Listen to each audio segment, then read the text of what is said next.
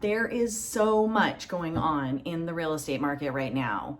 Feels like things are changing on a weekly basis. So today I want to go through the data that we currently have and give you my perspective on what is going on right now and a little bit on what to expect into the future as we move on into the year.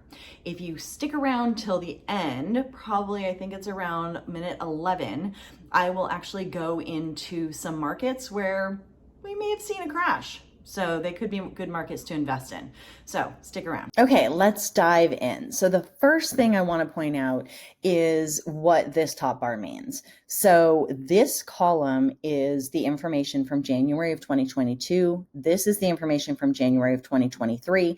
This is comparing those two. So it's looking at the exact same month this year to last year and how are they different? Because in theory, they should be similar-ish if everything stayed the same each year. This would actually be taking the accumulation of all the months. So once this is February, these numbers will actually be different because this will be January plus February. Right now it's just January. So it'd be January plus February of 2022, January plus February of 2023. Please ignore the cat. But for this month, they are exactly the same. All right, so let's dive into the new listings, which is the first thing on the list. You can see that the amount of listings in 2022 is less than 2021. And if you compare January to January, we are down. So that's that bar to that bar. And you can see in December, we went way, way down. This is the reason most agents are saying that we don't see any more of a price drop happening because supply is half of the equation, right? We had demand drop, which we'll go into, and that's what caused the drop in sales. But we're not seeing supply increase. It just keeps going down. And I don't know what's going to change that. So that's why a lot of us think that, we're not going to see the crash that everyone is hoping for. The next one is pending sales. This is all of the transactions at that point in time when they took the snapshot that were in escrow still. So they hadn't closed yet. This and closed sales are the indication of demand. And you can see that demand in 2021 was much higher than demand in 2022. And it was really kind of in May when things started dropping off real hard. So you can see it's down 25%. I have seen this down closer to this number or even higher. I think a month or two ago, it was down like 50%. So we've gone back up a little, but it's definitely lower than it has been in the past. And that's because interest rates went up. The next one is median sales price and average sales price. I like to look at median sales price. Average can get skewed. So if there is a $35 million home that gets sold or a $100 million home that gets sold one month, it's going to skew it up. Whereas the median is going to stay a little more consistent as to what the true midpoint is. So I prefer to look at median. You can see it's been going up, but then in May, it started dropping back down because we've had decreases. So this happens every year. You can see in 2021, it didn't happen a ton, but it does happen every year at the end of the year. This is a much more drastic decrease than we have seen in other years. And I personally think that that's the crash. If you were looking for a crash, that's it. And you can see that here. So last year, this number, this percent change between January 2021 and 22 would have probably been in the 20% range, maybe more. I don't know. It was high. And now it's negative 1.2. That means that it had to go all the way down through that 20% and get under it. So it had to drop a lot to get to this number. So if you're, thinking about buying, this is why we're saying it's a good time, because you can actually basically turn back time and go back to January 2022 and buy a house. The Let's look at volume of closed sales. I don't find this all that interesting. It's just the dollar value of the closed information. Percent of original list price received. This is actually really interesting because you can see this is back when prices were going up really, really crazy. So this is when we had all the bidding wars. And you can see that in January of 2022, the average price that a house sold for was 3% higher than list price. So that was here. Okay, so it actually got even worse as we went into the spring last year. Now things are actually on average selling under list price. And that's what we've been seeing for the past few months. We've been seeing buyers get some really great deals, offering below list price, getting sellers to pay for repairs and pay for closing costs and pay for interest rate buy downs and all kinds of stuff. And that's been fantastic. This month, we have started to see that change. We have been seeing bidding wars on almost every sale. We have been seeing things sell for well above list price again. So that has definitely started to shift. We won't see that shift in the data until March, because anything that is selling this month won't really be all closed until, we won't see until April, because it won't be closed until March. And then in April, we'll see the March data. So that's one of the problems with this data. It's super helpful. It's super interesting, but it is lagging probably a good 2 months because the property hits the market, it has to sell. And so there's a time period for it to sell. Then it has to go into escrow sell. Then it has to actually close sale. And then it has to get reported. So there is some very much lag time between what we're seeing in the data and what's actually happening. And things can totally change like we've seen. Now, all that being said, I do think this will be up in a couple months, but I also think that we will likely see it potentially drop back down because interest rates have gone up a little bit again. So I'm curious to see how that impacts the market. I don't think we've really seen the change yet, but over the next couple of weeks, we probably will. Days on market, this is normal is kind of 30 days, maybe 30 to 60 is normal, but we haven't seen that in a really long time. So it's hard to say normal, but we're seeing really, really low. So 22 days on market. I've seen this even lower. There's areas where it's 7 days on market. And the only reason it's 7 days on market is because it showed over the weekend and then it took them a couple days to negotiate the contract before they went into escrow. So it was really only on the market for 3 or 4 days. So that has almost doubled.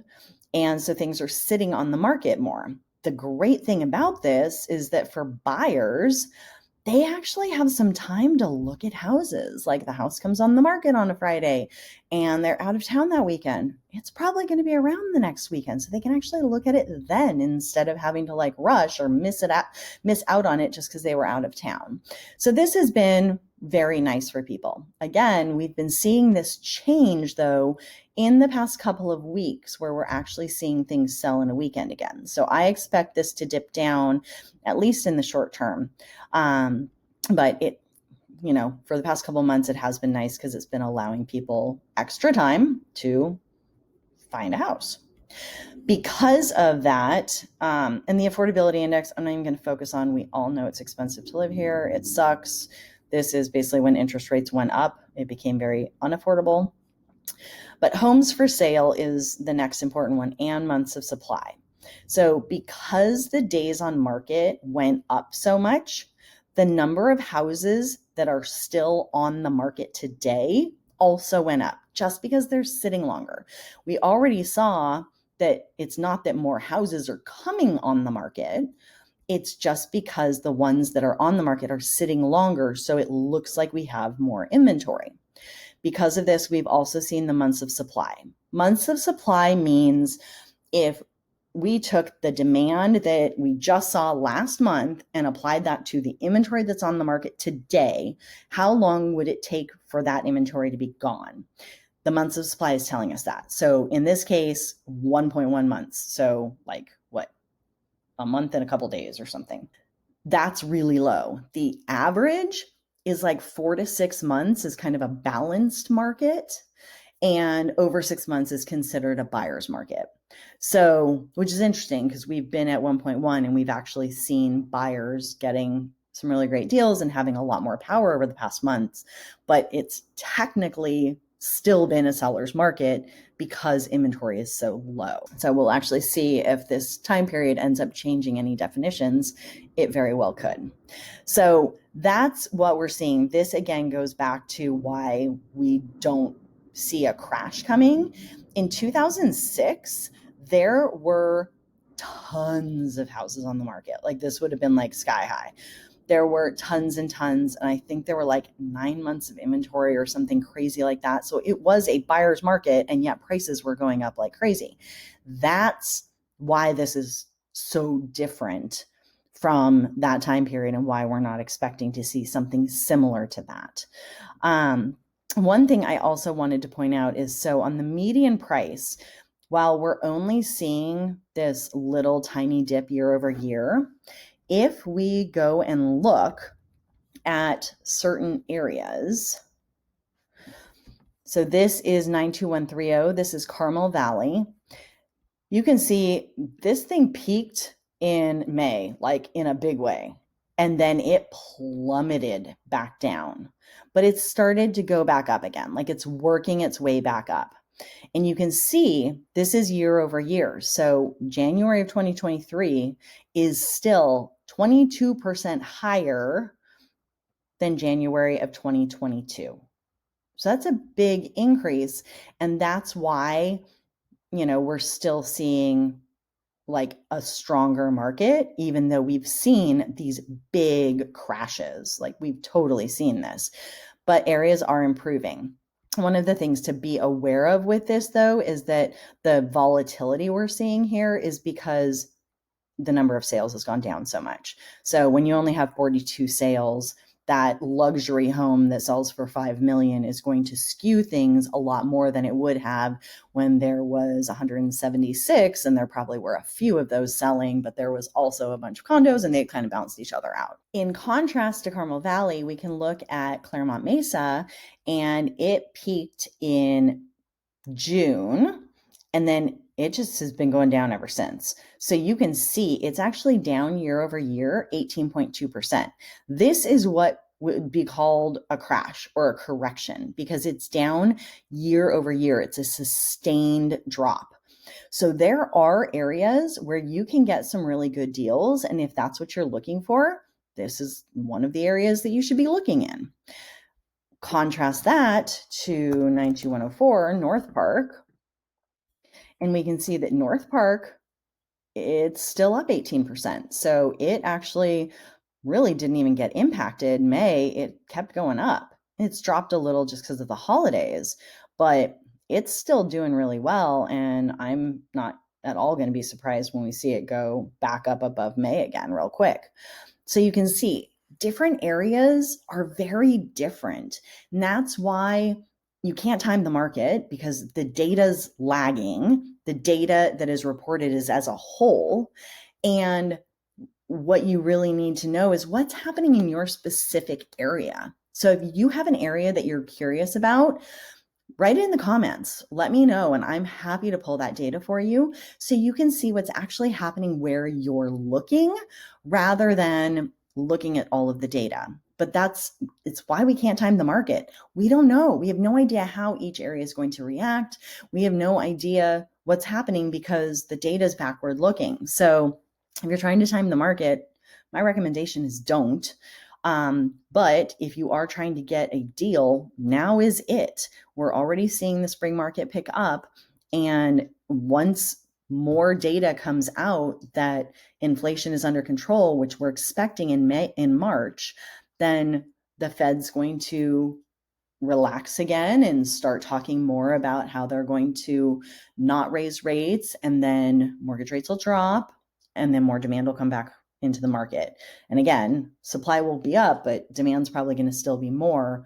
We're not going to see some massive increase in supply that makes it so that we suddenly have price drops. That is your market update for February. Please comment below with any questions. Did I miss anything? Did Would you like to see something else or anything different next time? Would love to get your feedback.